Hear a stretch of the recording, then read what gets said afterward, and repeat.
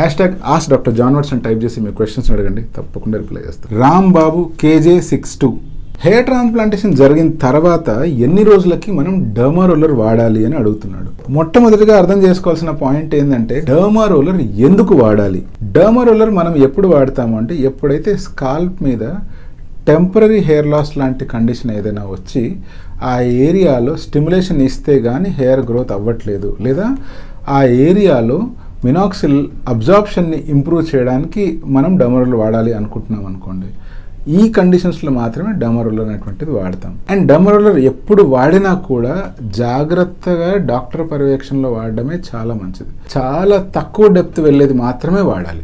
అది కూడా మీ డాక్టర్ చెప్తేనే, సొంతంగా కొనుక్కొని వాడడానికి కాదు. ఇప్పుడు హెయిర్ ట్రాన్స్ప్లాంటేషన్ చేసేది మనము కొత్త హెయిర్ గ్రో చేయడానికి. ఈ కొత్త హెయిర్ ఎప్పుడైతే గ్రో అవుతుంటాయో అంటే ట్రాన్స్ప్లాంటెడ్ ఏరియా ఎప్పుడైతే హీల్ అవుతూ ఉంటుందో ఆ ఏరియాలో ఎటువంటి పని మనం చేసినా కూడా, ఎటువంటి ఇంటర్ఫిరెన్స్ చేసినా కూడా అది డైరెక్ట్గా హెయిర్ గ్రోత్ని ఎఫెక్ట్ చేస్తుంది. సో నా హంబల్ సజెషన్ ఏంటి అంటే మీకు హెయిర్ ట్రాన్స్ప్లాంటేషన్ జరిగిన తర్వాత మీ డర్మటాలజిస్ట్ కానీ మీ సర్జన్ కానీ అదే పనిగా మిమ్మల్ని వాడండి అని చెప్పితే తప్పిస్తే డర్మా రోలర్ జోలికి అస్సలు వెళ్ళొద్దండి. అంటే చాలామంది ఏమనుకుంటారంటే ఆల్రెడీ హెయిర్ ట్రాన్స్ప్లాంటేషన్తో జుట్టు వస్తుంది కదా, డర్మా రోలర్ కూడా వాడదాము ఇంకా ఎక్కువ జుట్టు వస్తుందేమో అని చెప్పి.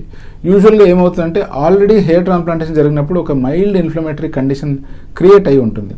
దాని మీద మళ్ళీ మీరు రోలర్ చేసి ఆ ఏరియాలో ఇన్ఫ్లమేషన్ క్రియేట్ చేయడము, ఎక్స్ట్రా ఇన్ఫెక్షన్ని యాడ్ చేయడమే అవుతుంది తప్పిస్తే ప్రత్యేకించి గ్రోత్కి దోహదపడే అవకాశాలు చాలా తక్కువ. సో హెయిర్ ట్రాన్స్ప్లాంటేషన్ జరిగిన తర్వాత సాధ్యమైనంత వరకు డర్మా రోలర్ని అవాయిడ్ చేయండి.